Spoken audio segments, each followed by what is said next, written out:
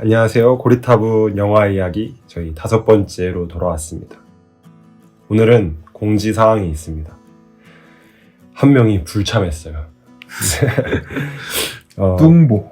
네, 뚱보 건희 씨가 사정이 있어서 오늘 불참을 하게 됐고, 성목 씨랑 저랑 둘이서 영화 이야기를 진행을 하게 됐습니다.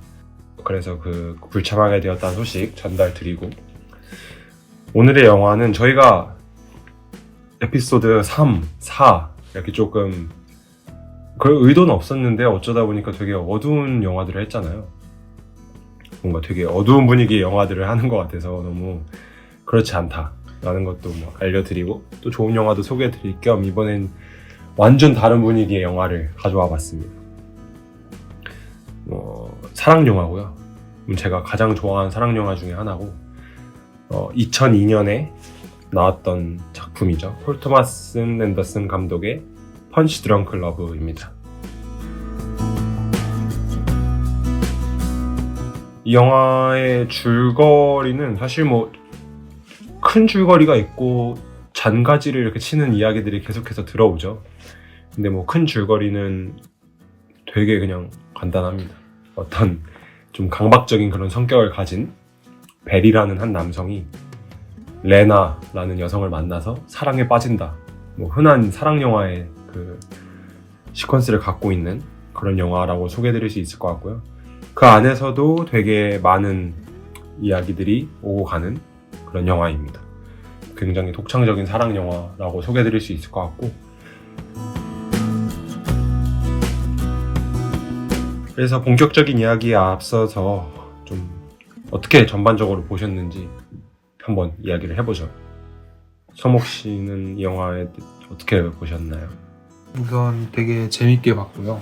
늘 그렇듯 재밌게 봤고 되게 재치 있다라는 생각 들으면서 봤던 것 같아요. 그런 생각이 자주 잘 들었던 것 같고, 뭔가 화면 촬영이나 촬영 편집 기법 이런 것들이 뭔가 레퀴엠 느낌이 났는데, 색감 사용이나 이런 점에서 그런 부분이 똑같이 좀 재치 있게 편집하는 거나 뭐 화면 구도 이런 것들이 정말 재밌는 부분이 많았고요. 스토리도 마찬가지로 평범한 사랑 영화라기보다 그냥 한 사람이 사랑하는 과정, 이거를 한 사람의 사랑 표현법 이런 걸 뭔가 담은 것 같고요. 그렇다 보니까 뭔가 보편적인 사랑 이런 느낌은 아닌데, 또 그런 사랑의 특수함이 결국 또 보편화가 되는 좀 그런 내용을 담고 있다라고 생각을 했고요. 전체적으로 인물 설정이나 뭔가 스토리 흐름 이런 게 굉장히 눈에 띄는 작품이었던 것 같아요. 그렇죠. 약간 그 21세기 초반이죠. 그때쯤의 영화를 보면은, 그땐 필름이었으니까 다 그 필름 특유의 그 감성이나 색감이 있잖아요. 그런 게 진짜 뭔가 그때 굉장히 어렸지만 그 향수 같은, 알 수 없는 향수 같은 게 느껴지는 것 같아요. 되게 따뜻하고, 이 영화는 뭐 따뜻한 영화지만, 그러니까 따뜻한 분위기의 영화지만, 성목 씨 말씀하신 것처럼 저희가 다뤘던 레퀴엠은 사실 되게 서늘한 영화잖아요. 주제 자체나 어떤 표현하는 것들이. 그런데도 그 색감이나 어떤 표현, 어떤 이미지적으로, 미술적으로 되게 따뜻한 느낌을 주는 게 그 필름 메이킹에서 그 필름이 작용하는 그 역할이 크지 않나. 저도 이때 영화들이 되게 좀 좋더라고요. 그래서 그런 부분에서, 그리고 그 특유의 그 뭔가 날 것 같은 느낌이 있어요. 편집도 그렇고. 맞아요. 약간 스토리도 되게 감독들의 근데 그 레퀴엠이나 이 영화나 그 감독들의 초기 작품이라서 그 되게 그 예술가로서의 자의식과 뭔가 그 야망들이 보이는 느낌이 확실히 있는 것 같아요. 그런 작품들이. 초기작들. 위대한 감독들이잖아요. 뭐 레퀴엠의 데런 아로노프스키나 이 감독이나 그런 것들이 좀 물씬 느껴지는 영화였다. 그리고 뭐 간단하게 언급된 것 같았지만, 제가 정말 좋아하는 사랑 영화가 2개 있는데, 하나는 이제 프랑스 그 미셸 공드리 감독의 이터널 선샤인이고, 그거는 이야기적으로 좀 되게 독창적이라고 생각을 해요. 그 어떤 기억을 지운다라는 좀 SF적인 설정과 함께 그리고 하나가 이 영화인데 이 영화는 좀 영화 방법론적으로 굉장히 독창적이다라는 생각이 드는 거죠. 영화 만드는. 그래서 저도 다시 한번 봤는데 이 영화는 이번에 얘기한다고 해서 다시 한번 봤는데 또 한 번 더 볼수록 더 좋은 점들이 막 느껴지고 좀 되게 좋았습니다. 사실. 네. 성목 씨도 좋게 보셔서 다행이네요. 저는 오히려 이런 영화가 약간 조금 안 좋아하실 줄 알았어요. 그러니까 그냥 건희 씨는 오늘 참석하지 못했지만 네. 건희 씨나 성목 씨가 안 좋아할 것 같다는 느낌도 생각도 들었고 모르지만 그런 생각도 들었는데 그래서 내가 좋아하는 영화인데 가서 열심히 변호해야지 안 좋다 하면 이런 생각으로 오긴 했는데 좋게 보셔서 좋네요. 저도. 네, 그러면은 본격적으로 이제 영화 이야기를 해보죠. 네. 첫 번째 주제는 마침 가장 중요한 제가 느끼기엔 3가지 키워드인데 네. 다 피읍으로 시작하더라고요. 3P. 3P. 그래서 바로 첫 번째 키워드는 풍금, 푸딩, 그리고 폰섹스콜입니다. 이 3가지가 제가 설명드렸던 큰 줄기에서 그 가장 옆으로 뻗어나가는 잔가지 중에는 가장 굵직한 이야기들인 것 같아요. 그래서 이 3가지 이야기에 대해서 좀 해보죠. 이 3개가 좀 특별하게 눈에 띄시지 않았나요? 가장 중요하게 다루고 있는 뭔가 플롯이기도 하고. 그쵸. 딱 나온 순서대로인 것 같은데 풍금, 푸딩, 폰섹스콜 그게 이제 그 인물의 성격을 설명하는 가장 큰 3가지 요소인 것 같아요.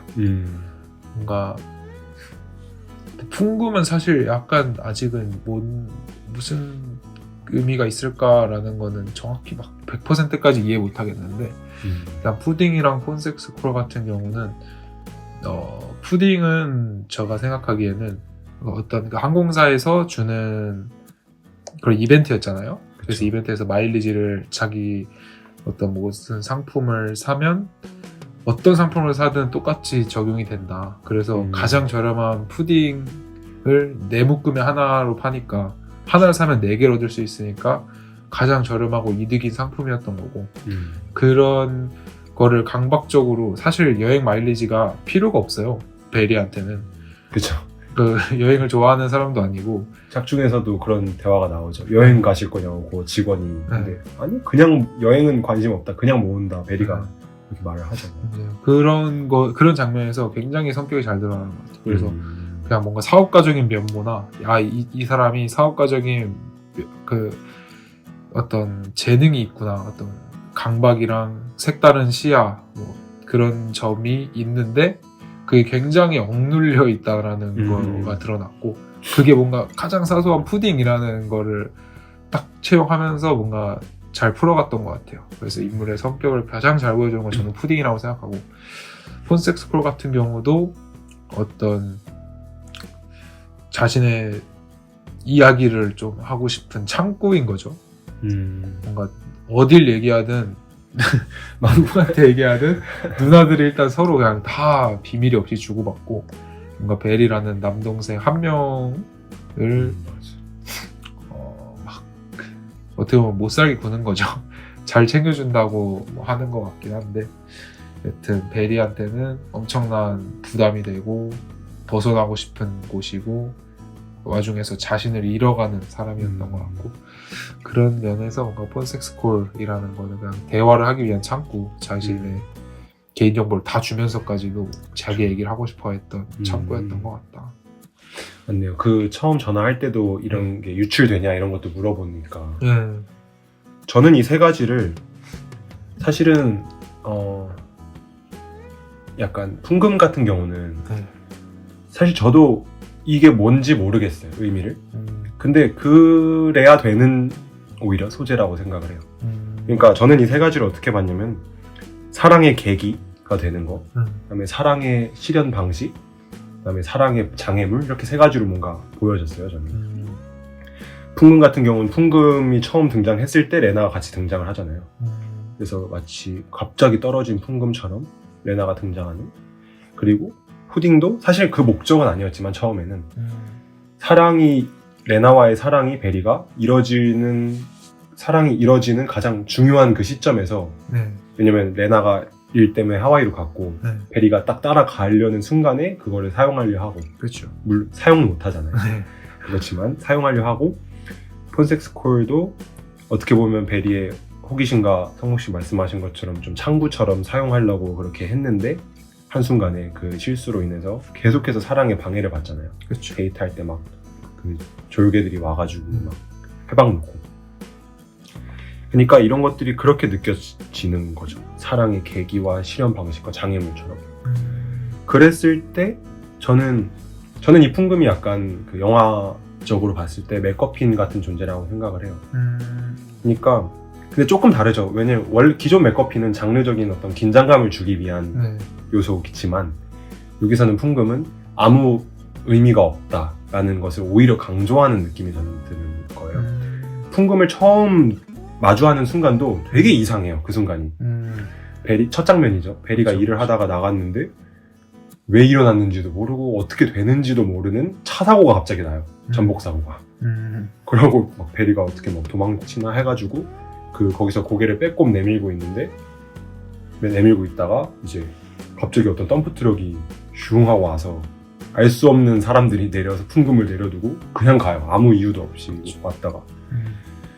그게 어떻게 보면 사랑에 되게 그 시작의 순간을 되게 잘 오히려 표현한 것 같다는 생각도 드는 거죠.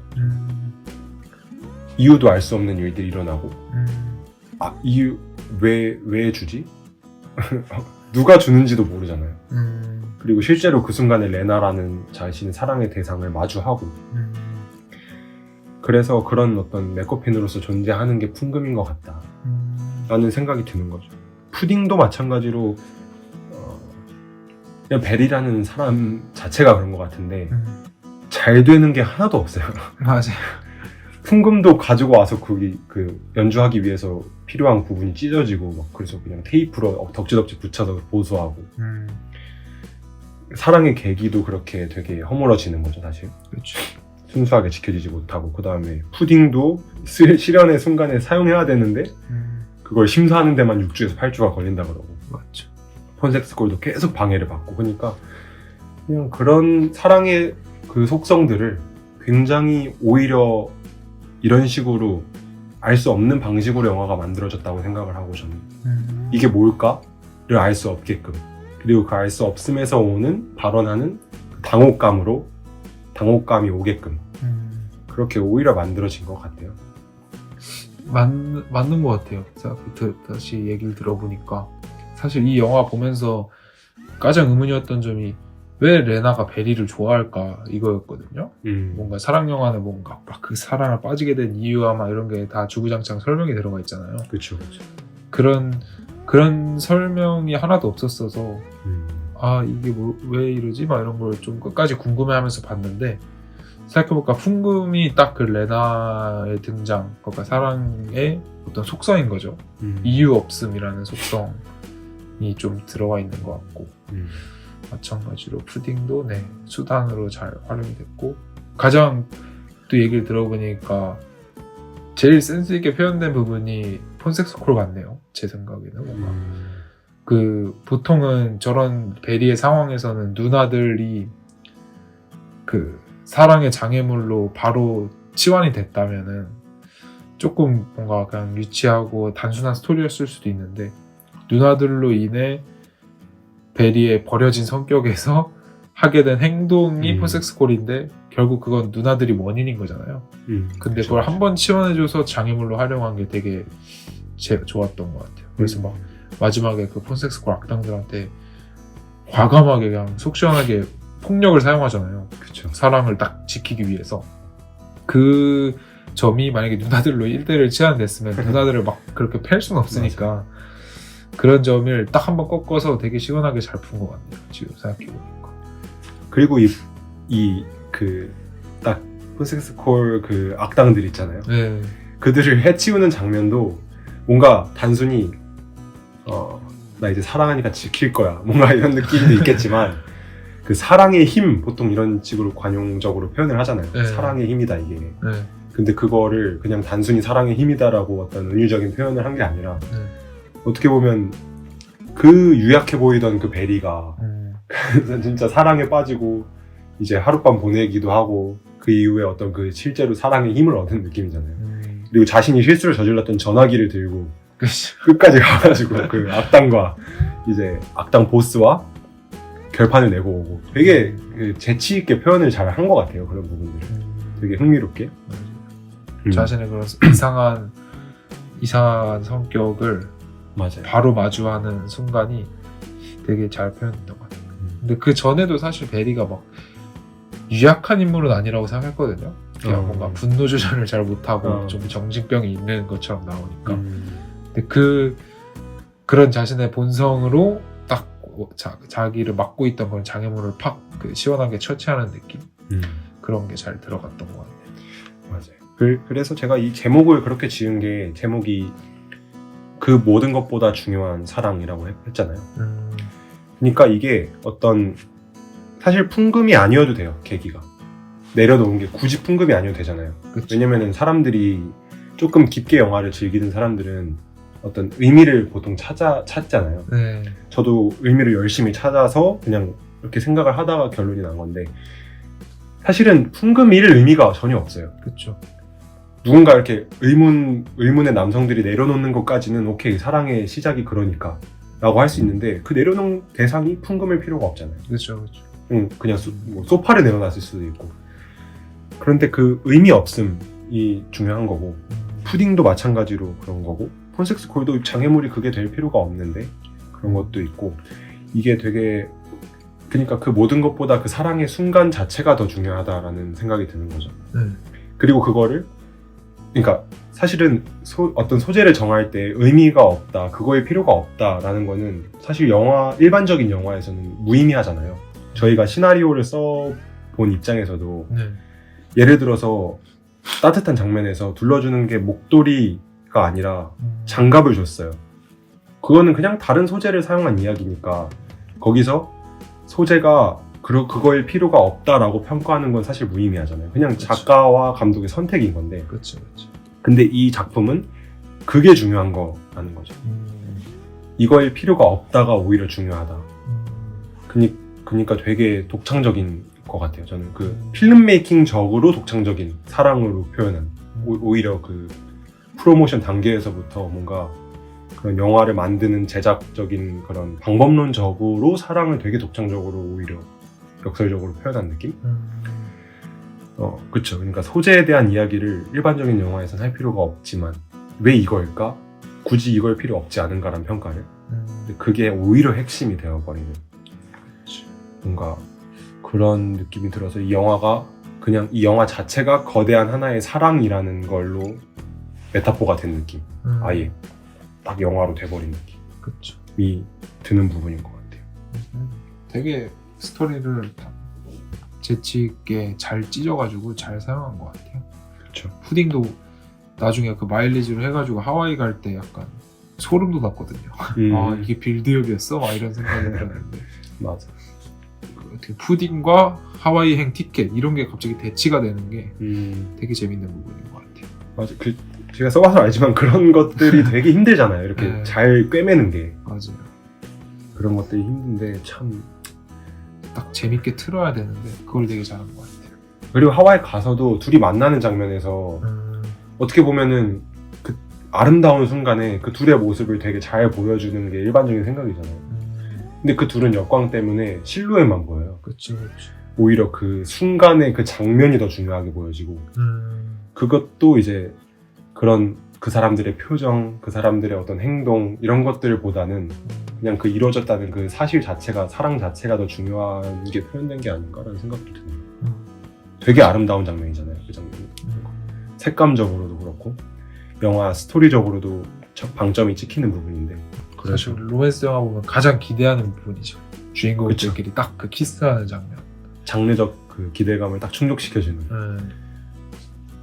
실제로 색감이 너무 하와이에서의 색감이 되게 좋았던 것 같아요. 그 딱 만날 때 뒤에 이쁜 풍경들이나 맞아요. 그 장면이 되게 좋았어요. 되게 되게 너무 웃겼어요. 그 첫 장면이. 누나가 계속 전화하고 다 다른 누나인 게 그러니까요. 너무 웃겼고 그 장면 하나로 그냥 아 베리가 이런 사람이구나라는 걸 다 알게 되는. 얕잡아 보이는 상사랑 되게 뭔가 다른 인종 사람들이랑 일하면서 되게 얕잡아 보이는 상사 그리고 누나들한테 고통받는 그리고 뭔가 일은 또 잘 안 풀리는 그런 것들이 그 초반에 너무 잘 드러나가지고 그쵸. 그 여자 형제들. 네. 근데 지금 생각 드는 거는 그 여자 형제들이 어떻게 보면 베리의 힘든 점과 사랑의 다 원인이 됐네요. 그쵸. 레나도 그 여동생의 네. 동료였잖아요. 그쵸. 사진 보고 만났나? 그래서 맞아요. 소개시켜달라고 했나? 소개시켜달라고 그랬던 것 같고 사랑의 원인도 됐고 그 혼섹스 코리아라는 베리를 계속해서 괴롭히는 장애물의 원인도 됐네요. 그 베리라는 인물을 형성하는 거기 스토리적으로도 그들의 그런 성격, 누나들의 그런 성격들 때문에 베리가 이런 사람이 됐잖아요. 그쵸. 그런 면도 있고 어떤 영화적으로도 되게 베리의 모든 상황들의 원인이 되는 느낌이 확실히 있어요. 그 형부 얘기가 너무 웃겼어요, 저는. 그거랑 그 하와이에서 동생한테 욕박을 때 너무 웃겼어요. 맞아. 그 좀 웃긴 포인트들이 항상 좀 누나들이나 이런 게 있었던 것 같아요. 그래서 되게 재밌게 봤던 것 같아요. 코미디적인. 또 아담 샌들러 연기를 너무 웃기게 잘해가지고. 그렇죠. 특유의 그 바보 같은 연기라고 할까요? 약간 프랑켄슈타인 느낌이에요. 약간 덩치도 크잖아요. 그래서 덩치도 막 이렇게 게다가 정장도 파란 정장도 완전 각지게 해서 뭔가 이렇게 되게 둔한 느낌이고 프랑켄슈타인 같고 뭔가 바보 같고 바보 온달 느낌 그런 느낌이다. 그런 연기가 기가 막힌 것 같아요. 작중에서 색감 얘기를 저희가 했잖아요. 색감적으로 좀 돋보이는 두 가지 색깔이 있다면 파란색과 빨간색인 것 같아요. 뭐 베리가 파란색 정장을 계속해서 입고 있고 레나도 빨간 옷을 좀 주로 입고 이런 것들이 좀 의미를 가질 수도 있을 것 같고 어떻게 파랑, 빨강 이런 색깔에 대해서 좀 어떻게 보신 점이 있으신가요? 우선 인물 가장 극점에 있다. 둘이 서로 레나와 베리가 극점에 있다라는 거를 직관적으로 잘 묘사해 주는 것 같고 동시에 색감적인 안정도 주고 뭔가 화면 전환될 때 파랑이었다 빨강 막 이렇게 바뀌는 부분이 많았는데 그런 그냥 작은 요소로도 되게 딱 좋게 설명이 되는 것 같아요. 아 다음에 이런 얘기가 나온다 막 이런 식으로 하던지 그래서 되게 어떤 설명적인 부분에서 완성을 해줬던 부분인 것 같고 네 그리고 눈에 베리가 맨날 파란 정장을 입고 있으니까 레나가 어디 서 있든 눈에 잘 띄었어요. 빨간색 옷을 입고 있어요. 그래서 되게 이런 것도 의도한 건가 라는 생각도 들었고 막 베리가 푸딩을 엄청 담거든요 마트에서. 근데 뒤에 약간 블러 처리됐는데 뒤에 빨간 옷을 입은 여자가 계속 베리 그 판매대로 계속 이렇게 서로 등장되거든요. 똑같이 간격을 똑같이 하는데 그래서 난 저기 레나인가 만나나 싶었는데 끝까지 안 만나더라고요. 그런 작은 부분에서도 빨강색이 딱 눈에 띌 수 있는 베리의 정장이 뭔가 그런 걸 좀 잘 보여줬던 것 같아요. 그리고 둘이 너무 다른 인물처럼 보여요. 네. 확실히 레나는 엄청 주체적인 인물이고 그렇죠. 베리는 바보 같은 쑥맥. 그렇죠. 그 약간 그런 상징 같은 그 부분도 그런 것들이 주체적이고 약간 더 적극적이고 처음 등장할 때도 이제 속옷을 입지 않고 있어서 이런 좀 성적인 어필이 가능하다든지 뭔가 되게 먼저 이렇게 침투하는 인물이고 레나가 더 맞죠. 베리는 침투 당하는 인물 같고 맞아. 확실히 뭐 레나와의 관계뿐만 아니라 베리는 여기저기서 침투 당하는 인물인 것 같아요. 그리고 그게 계속 전화가 오요. 그쵸. 그리고 그게 이상한 대로 삐져나가는 뭔가 그런 인물인 것 같아요. 레스토랑에서도 막 화장실 부시고 누나랑 그 파티 갔는데 갑자기 그 유리 부수는 것도 멋있게 안 부셔요. 그냥 되게 이상하게 뭔가 어정쩡하게 부셔요. 그런 것들이 참 색감으로도 표현이 잘 되는 것 같네요. 근데 생각해보니까 베리는 하와이에서 처음 전화를 걸었네요. 맨날 전화만 받다가 그런 것도 있는 것 같아요. 그러네. 처음 전화를 건 게 이제 사랑을 찾기 위해서 딱 전화를 건 거였고 그때도 늘 레나한테 전화가 왔었던 것 같아요. 맞아요. 그리고 주체적으로 내가 뭘 하는 순간들이잖아요.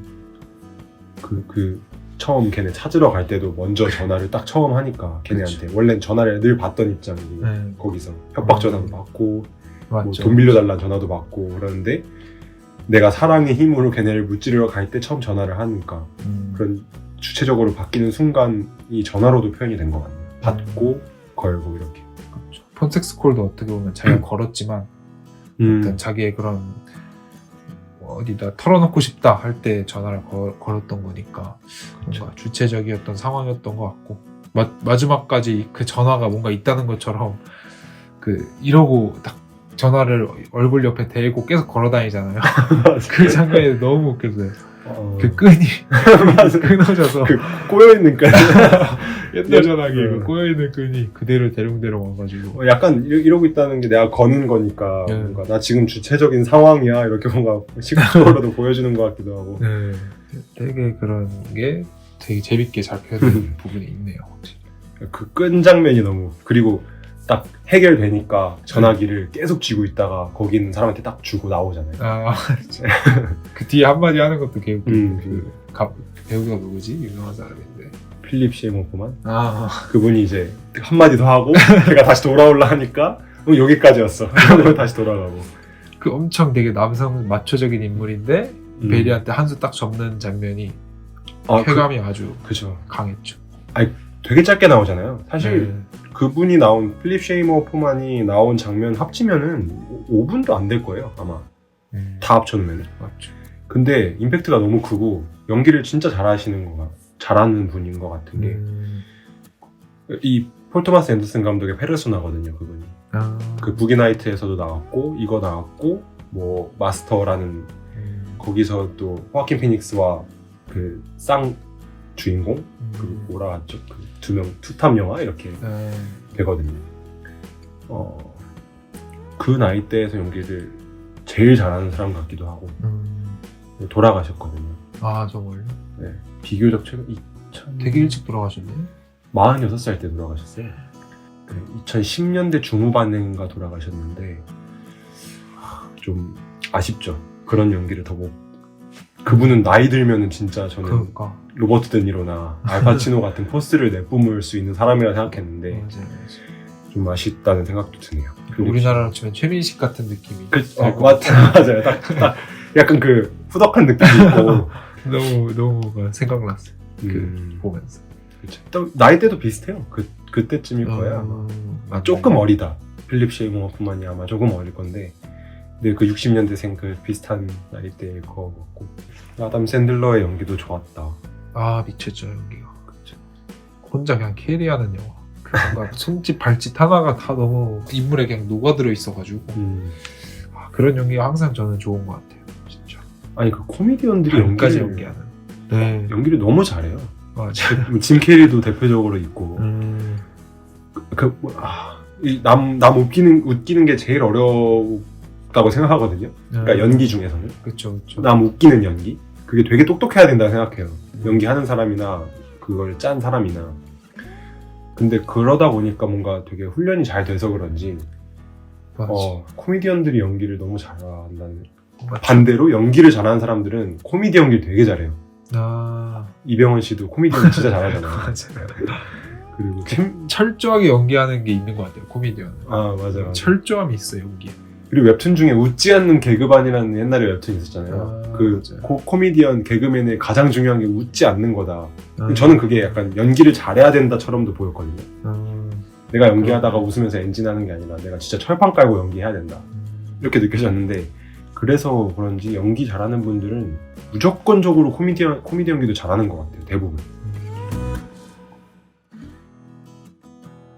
사실은 아쉬운 점을 따로 얘기를 안 할라 했어요. 왜냐면 얘기하다가 아쉬운 점들이 늘 나왔어서.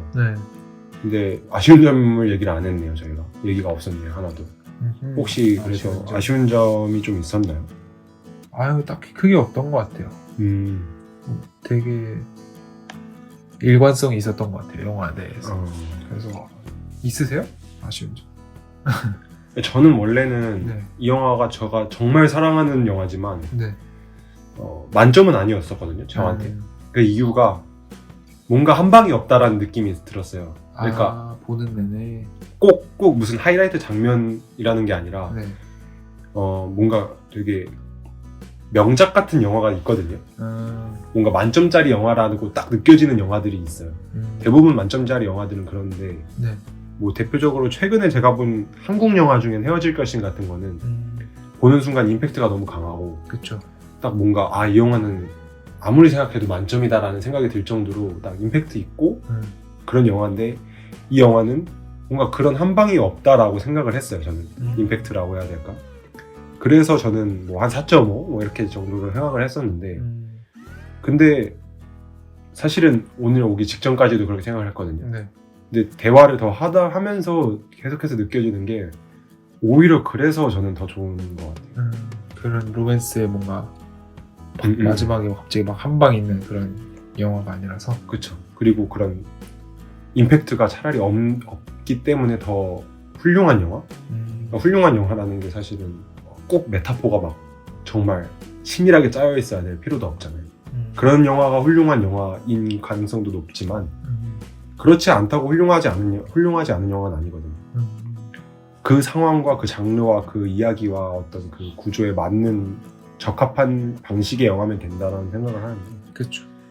어떻게 보면 이 영화가 약간 그런 것 같아요. 임팩트가 없어서 오히려 뛰어난 영화다라는 생각도 들어요. 사랑의 속성 자체가 영화화된 거니까 뭔가 그런 느낌도 들고. 근데 보는 내내 맞아요. 생각해보니까 좀 이건 좀 끊어서 봤던 것 같아요. 너무 정신없어가지고 초반에 막 전화 맞아. 계속 오고 막 옆에서 계속 말 걸고 나중에 레나는 계속 막 밥 먹자 하고 막 이런 장면들이 있었는데 너무 막 정신없더라고요. 맞습니다. 그래서 그런 부분은 조금 보기 힘들다라는 느낌도 있는 것 같긴 해요. 사운드 디자인도 약간 네. 계속해서 뭔가 쪼는 듯한 사운드 디자인 나오잖아요. 네. 둥땅 약간 이런 식으로. 사랑 영화인데 스릴러 같은 사운드 디자인을 해요. 맞아요. 그게 되게 사람 정신없게 하거든요, 사실. 아파트에서 레나 찾으러 떠날 때도 너무 정신없었고. 맞아, 그런 식으로 좀 정리되지 않은 느낌은 확실히 있는 것 같아요. 맞죠. 말 듣고 보니까 저는 오히려 그런 임팩트가 딱히 없었던 것 같긴 하네요. 그냥 끝났네 이러고 끝났던 것 같아요. 끝나는 것도 되게 갑자기 엔딩이 막 나오면서 뿅 이러면서 페이드아웃 되고 끝났던 것 같은데 그런 점도 있긴 하네요. 뭔가 대중성 늘 나오는 얘기지만 대중들에게는 띄용할 수도 있겠다. 대중성을 갖추지 않았다는 생각이 들긴 하는데 그거는 사실 저한테 감정 요소는 아닌 것 같아가지고. 그리고 이 영화가 계속해서 저희가 얘기했듯이 그런 속성이기 때문에 그렇겠지만 뭔가 관객의 이해를 좀 방해하는 방식으로 만들어진 정신없기도 하고 여러 가지 뭔가 너무 의미심장한 소재들이 있는데 아, 뭐 저희가 얘기한 풍금 뭐 이런 여러 가지 것들이 있는데 네. 이해가 사실 저희도 의미를 굳이 찾지 못한 부분도 있고 네. 그런 식으로 속성이 그렇겠지만 뭐 좀 이해를 방해하는 방식으로 만들어진 것 같기도 해서 그런 게 어떻게 보면 누군가에겐 단점이 될 수 있죠. 근데 저도 뭐 저에게 큰 단점은 되지 않아요. 그게 그 영화에 맞는 방식이라면. 그래서 객관적으로 좀 단점이나 아쉬운 점이 있다면 그 정도일 것 같네요. 임팩트가 없거나 좀 정신이 없고 좀 대중성 로맨스 영화에 장르적으로 기대하는 뭔가 그런 딱 전형적인 로맨스 대중적인 영화는 아닐 수 있다. 뭔가 이 정도의 단점이 있을 수 있네요. 제목은 혹시 펀치 드렁크 러브가 무슨 말이죠? 이게 저도 잘 몰라 찾아봤는데 펀치 드렁크가 그 격투기 용어인데 그 한 대 맞았을 때 몽롱하고 해롱해롱한 듯한 그 상태를 펀치 드렁크라고 한대요. 근데 너무 잘 맞는 것 같아요. 진짜 펀치 드렁크 같은 상황의 러브. 근데 이 격투기에서의 이 주먹이 사랑인 거죠. 러브인 거죠.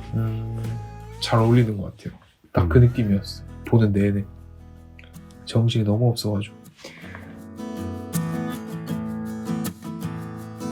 이제 영화에 대한 총평하면서 네. 마무리를 해보죠. 네. 평점 한번 매겨볼까요? 별점. 평점 매기는 거 좀 재밌는 것 같아요. 제가 유전을 3.9 줬죠. 유전. 네, 맞아. 이거 레퀴엠 몇 점 주셨죠? 4점? 이렇게 5점 줬죠. 아 5점 줬죠. 네. 맞아. 만점 이렇게 해가지고 이거는 4.2 드리겠습니다. 4.2. 4.2. 그래도 꽤 네. 좋네요. 아닌가? 4 드릴게요. 4. 평점의 기준을 조금 얘기해 주실래요? 예를 평점의 들어 뭐 기준? 어디부터는 추천이고 어디부터는 명작이고 어디부터는 걸작이다. 약간 이런 게 있나요? 일단은 기본적으로 진짜 인간치 않아 보세요. 3점은 다 넘을 것 같아요. 3점은 다 넘을 것 같고 일단 이 산업에서 결과물 냈다는 것 자체로 큰 의의를 두는 게 맞는 것 같고 맞아요. 저는 그래서 일단 기본적으로 웬만하면 3.0은 넘는 것 같고 어느 정도부터 추천인가요? 한 3.5 넘으면 추천인 것 같아요. 3.5 넘으면은 재밌다 정도. 명작은? 명작은 4 넘어야죠. 4 넘으면. 걸작은 4.5 이상? 걸작은 4.5 이상. 저랑 약간 비슷한 것 같아요. 진짜요? 저는 3 이상 정도면 추천이거든요. 그쵸, 그래서 그쵸. 저는 3 이상이면 뭐 추천. 그리고 저도 4 이상이면은 명작. 4.5 이상이면 걸작 이렇게 느껴지는 것 같아요. 맞죠. 그래서 저는 이 영화를 그냥 객관적으로 해보자면 네. 저는 4.5예요. 그러니까 제가 느낄 4.5. 때는 영화적으로 제가 볼 때는. 네. 근데 좀 사심을 좀 포함하자면 네. 뭐 만점 주고 싶지만 조금 그래도 객관적이 있었으니까 음. 4.8 정도로 하겠습니다. 4.8. 저도 레퀴엠 만점 줬거든요. 네. 레퀴엠 그때 성목 씨랑 같이 5점 줬던 것 같고 네. 유전은 4.5를 줬었어요. 만점 주려다가 네. 4.5 했는데 이 영화는 저는 유전보다는 좋아요. 그러니까 영화적으로는 뭐 우열을 가리기는 힘든데 저한테는 네. 뭐 그냥 개인적인 입장에서는 저는 이게 더 너무 좋아서. 그쵸. 저도 유전보다는 더 좋은 영화인 것 같아요. 의미적으로나 그런 설정이나 이런 거는 유전보다 훨씬 좋은 영화인 것 같고 그런 의미에서 4.2 드리겠습니다. 생각해볼까 네, 오늘 얘기하니까 좀 더 좋은 영화라는 생각이 드네요. 그러면 오늘 이쯤에서 네. 영화 이야기 5번째 시간이었죠. 네. 그 모든 것보다 중요한 사랑이라는 키워드로 헌시스렁크 러브에 대해서 이야기를 해봤어요. 어떻게 다 잘 얘기하신 것 같나요? 근데 평소보다 더 많은 부분을 다뤘던 것 같아서 만족합니다. 네. 그러면은 오늘의 영화 이야기는 이쯤 마무리하도록 하죠. 다음 주에 더 재밌는 영화로 돌아옵시다. 감사합니다.